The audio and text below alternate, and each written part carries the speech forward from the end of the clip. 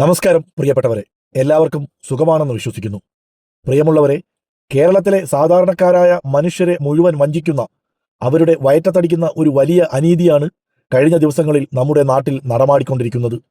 വർഷങ്ങളായി നമ്മുടെ വയസ്സായ അമ്മമാർക്കും വികലാംഗർക്കും പാവപ്പെട്ട തൊഴിലാളികൾക്കും ലഭിച്ചുകൊണ്ടിരുന്ന ക്ഷേമ പെൻഷൻ മുടങ്ങിയിട്ട് 2 മാസമായി. പെൻഷൻ തുക എപ്പോൾ കിട്ടുമെന്നറിയാതെ ആ പാവങ്ങൾ വഴിക്കണ്ണുകളോടെ കാത്തിരിക്കുമ്പോഴാണ് കോടതിയിൽ നിന്ന് നടുക്കുന്ന ഒരു വാർത്ത പുറത്തുവരുന്നത്.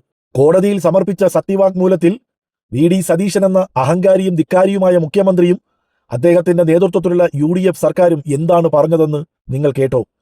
ക്ഷേമ പെൻഷൻ എന്നത് ജനങ്ങളുടെ അവകാശമല്ല, അത് സർക്കാർ നൽകുന്ന ഔദാര്യം മാത്രമാണെന്ന്. എത്ര നിർദയവും മനുഷ്യത്വഹീനവുമായ നിലപാടാണിത്!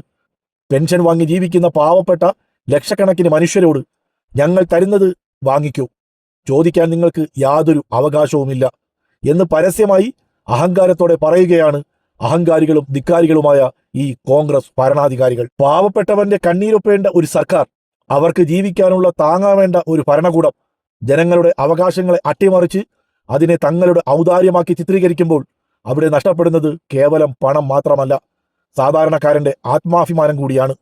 ജനങ്ങൾക്ക് കൊടുക്കേണ്ട ആനുകൂല്യങ്ങൾ മുടക്കി അതിന് ന്യായീകരണമായി നിയമത്തിന്റെ വഴികൾ തേടുന്ന ഈ മന്ത്രിമാരും സർക്കാരും ജനവിരുദ്ധതയുടെ പരകോടിയിലാണ് നിൽക്കുന്നത്. ഇവിടെയാണ് കഴിഞ്ഞ 10 വർഷം സഖാവ് പിണറായി വിജയൻ നയിച്ച ഇടതുപക്ഷ സർക്കാരിന്റെ വികസന നയങ്ങളെയും കരുതലിനെയും കുറിച്ച് നാം ചിന്തിക്കേണ്ടത്. സഖാവ് പിണറായി വിജയന്റെ നേതൃത്വത്തിലുള്ള ഇടതുപക്ഷ സർക്കാർ ഭരിച്ച ആ 10 വർഷക്കാലം ഈ നാട് എന്താണ് കണ്ടത്? പ്രളയം വന്നു, മഹാമാരികൾ വന്നു, കേന്ദ്രം സാമ്പത്തിക ഉപരോധം ഏർപ്പെടുത്തി ഞെരുക്കാൻ നോക്കി. പക്ഷേ 1 മാസം പോലും പാവപ്പെട്ടവന്റെ പെൻഷൻ മുടക്കാൻ സഖാവ് പിണറായി വിജയൻ തയ്യാറായിരുന്നില്ല. പെൻഷൻ വീട്ടുമുറ്റത്ത് കൃത്യമായി എത്തിച്ചു നൽകിയ ഒരു കരുതലിന്റെ രാഷ്ട്രീയം നാം കണ്ടതാണ്. പെൻഷൻ എന്നത് ഒരു ഔദാര്യമല്ല, അത് അധ്വാനിക്കുന്ന ജനവിഭാഗങ്ങൾക്കുള്ള ഈ നാടിന്റെ ആദരവാണെന്നും അവകാശമാണെന്നും ഉറക്കെ പ്രഖ്യാപിച്ച ഭരണമായിരുന്നു അത്. അന്ന് ആ തുക കൃത്യമായി കൈകളിലെത്തുമ്പോൾ ആ പാവപ്പെട്ട മനുഷ്യരുടെ മുഖത്തുണ്ടായിരുന്ന ചിരിയാണ് ഒരു നല്ല സർക്കാരിന്റെ സാക്ഷ്യപത്രം. എന്നാൽ ഇന്ന് എന്താണ് അവസ്ഥ? അധികാരത്തിലേറി മാസങ്ങൾക്കുള്ളിൽ തന്നെ ജനക്ഷേമ പദ്ധതികൾ ഒന്നൊന്നായി വെട്ടിച്ചുരുക്കുന്നു, പ്രതിമാസ പെൻഷൻ മുടക്കുന്നു, ചോദിക്കുമ്പോൾ അത് ഔദാര്യമാണെന്ന് പറഞ്ഞ് ജനങ്ങളെ അപമാനിക്കുന്നു. പെൻഷൻ മുടങ്ങിയത് കാരണം മരുന്നിനും ആഹാരത്തിനും വഴിയില്ലാതെ വലയുന്ന വയോധികരുടെ കണ്ണീരിന് മുന്നിൽ ഈ UDF സർക്കാരിന് മറുപടിയുണ്ടോ? ജനങ്ങൾക്ക് ആവശ്യമുള്ളപ്പോൾ ഒപ്പം നിൽക്കാത്ത, അവരുടെ ന്യായമായ അവകാശങ്ങളെ ചോദ്യം ചെയ്യുന്ന ഒരു സർക്കാരിനും അധികകാലം മുന്നോട്ടു പോകാനാകില്ല. ഈ അനീതിക്കെതിരെ, ഈ മനുഷ്യത്വമില്ലായ്മയ്ക്കെതിരെ പ്രതികരിക്കാൻ ഓരോ മലയാളിയും മുന്നോട്ട് വരണം. ഓർത്തു നോക്കണം, സഖാവ് പിണറായി വിജയന്റെ നേതൃത്വത്തിലുള്ള ഭരണകൂടം ഈ നാടിന് മുന്നിൽ വെച്ച മാതൃക എന്തായിരുന്നു എന്ന്. മുൻപ് 18 മാസത്തോളം പെൻഷൻ കുടിശ്ശിക വരുത്തിവെച്ച് പാവപ്പെട്ട ജനങ്ങളെ വഞ്ചിച്ച ഉമ്മൻചാണ്ടി നേതൃത്വം കൊടുത്ത UDF സർക്കാരിന്റെ ചരിത്രമുള്ളവരാണ് ഇന്നും കേരളം ഭരിക്കുന്നത്.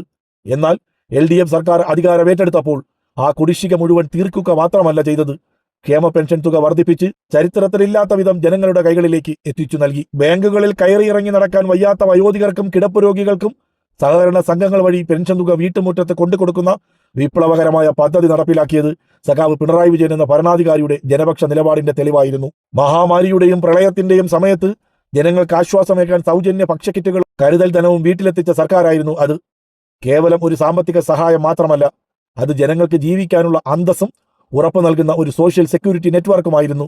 ജനങ്ങളുടെ ജീവനും സ്വത്തിനും സംരക്ഷണം നൽകുക, നാടിന്റെ തനിമയും പരസ്പര സ്നേഹവും കാത്തു സൂക്ഷിക്കുക, അതിലുപരി പാവപ്പെട്ടവന്റെ ആത്മാഭിമാനം സംരക്ഷിക്കുക എന്നതായിരുന്നു ആ സർക്കാരിന്റെ വികസന നയം. അന്ന് ആ തുക കൃത്യമായി കൈകളിൽ കിട്ടുമ്പോൾ സാധാരണക്കാർ ഇത് എന്റെ അവകാശമാണ്, എന്റെ സർക്കാരാണ് എനിക്കിത് നൽകുന്നതെന്ന് അഭിമാനത്തോടെ പറയുമായിരുന്നു. ആ സ്ഥാനത്താണ് ഇന്ന് ഞങ്ങൾ നൽകുന്നത് ഔദാര്യമാണെന്ന് പറഞ്ഞ് ജനങ്ങളുടെ ആത്മാഭിമാനത്തെ ചോദ്യം ചെയ്യുന്ന ഒരു ഭരണകൂടം ജനങ്ങളെ ഹീനമായി അപമാനിക്കുന്നത്. ഈ അനീതിക്കെതിരെ, ഈ മനുഷ്യത്വമില്ലായ്മയ്ക്കെതിരെ പ്രതികരിക്കാൻ ഓരോ മലയാളിയും മുന്നോട്ട് വരണം. ജനങ്ങളുടെ ആത്മാഭിമാനത്തെ ചോദ്യം ചെയ്യുന്ന ഈ നിലപാട് തിരുത്തപ്പെടുന്നതുവരെ നമ്മുടെ പ്രതിഷേധം തുടരുക തന്നെ ചെയ്യണം. മനുഷ്യരൂപം കൊണ്ട് നരഭോജികൾ ഭരിക്കുന്ന കേരളത്തെ സംരക്ഷിക്കേണ്ടത് നമ്മൾ ഓരോ മലയാളികളുമാണ്. ജാതിമത രാഷ്ട്രീയ ഭേദമന്യേ ഓരോ മലയാളിയും ഈ മനുഷ്യത്വരഹിത നടപടിക്കെതിരെ പ്രതികരിക്കണം, സമരം ചെയ്യണം, പോരാടണം. എല്ലാവർക്കും നന്മകൾ നേരുന്നു.